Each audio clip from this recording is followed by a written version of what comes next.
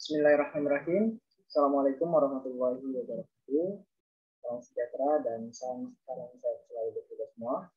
Perkenalkan, saya Ridho Prastio dengan NIM C1C019097. Kali ini saya akan memaparkan materi mengenai Islam dan Syariah Islam. Yang pertama tentang makna Islam. Islam, dari segi bahasa, kata Islam yang berasal dari kata aslama, yuslimu, dan islaman, yang artinya tunduk dan patuh. Dalam segi makna, kata Islam secara etimologi tidak bisa dikatakan tunduk dan patuh saja. Dia sudah menjadi istilah khusus dalam khasanah kosakata dasar Islam.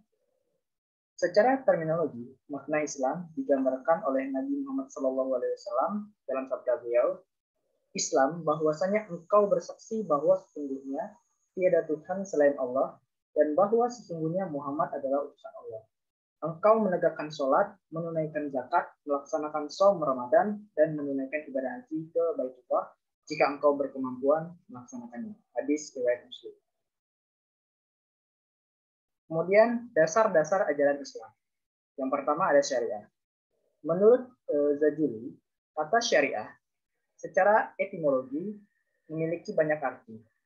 Salah satunya syariah yang berarti ketetapan dari Allah bagi hamba-hambanya. Dan juga bisa diartikan dengan jalan yang ditempuh oleh manusia atau jalan menuju ke air atau juga bisa berarti jelas.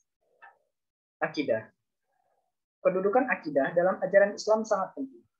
Islam tidak dapat ditegakkan tanpa akidah. Akidah berasal dari bahasa akad yang berarti ikatan.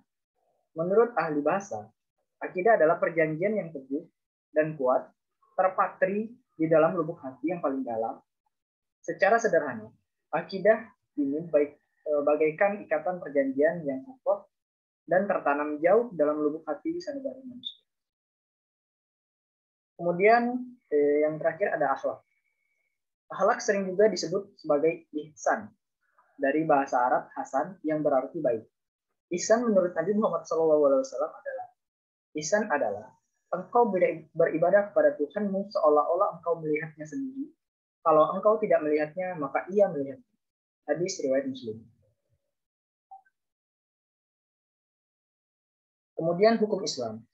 Secara istilah, hukum Islam disebut juga hukum syara', yaitu hukum Allah yang mengatur perbuatan manusia, yang di dalamnya mengandung tuntutan untuk dikerjakan atau ditinggalkan, atau pilihan antara dikerjakan atau ditinggalkan oleh para mukallaf. Hukum syara' hanya dapat diambil dari sumber-sumber hukum Islam, yaitu Al-Quran, As-Sunnah, Ijma', dan Qiyas. Hukum atau perbuatan yang tidak diambil dari sumber-sumber tadi tidak disebut hukum syara'. Misalnya kaidah-kaidah norma, adat istiadat, undang-undang, atau hukum selain Islam. Kemudian jenis-jenis hukum Islam. Yang pertama ada wajib, adalah segala sesuatu yang dilakukan pasti mendapatkan pahala, dan jika ditinggalkan mendapatkan dosa. Contohnya sholat. Sunnah adalah segala sesuatu yang jika dilakukan mendapatkan pahala, dan jika tidak dilakukan tidak mendapat dosa maupun pahala. Contohnya puasa Senin dan Kamis. Haram adalah segala sesuatu yang jika dilakukan mendapat dosa, dan jika tidak dilakukan mendapat pahala. Mubah adalah segala sesuatu yang boleh dilakukan atau tidak dilakukan dalam agama. Contohnya makan dan minum. Makruh adalah segala sesuatu yang jika ditinggalkan lebih baik daripada mengerjakannya. Contohnya memakai cincin emas bagi laki-laki.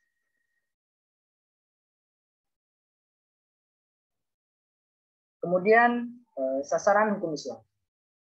Ada 3 sasaran hukum Islam. Yang pertama, penyucian jiwa. Penyucian jiwa dimaksudkan agar manusia mampu berperan sebagai sumber kebaikan bukan sumber keburukan bagi masyarakat dan lingkungan.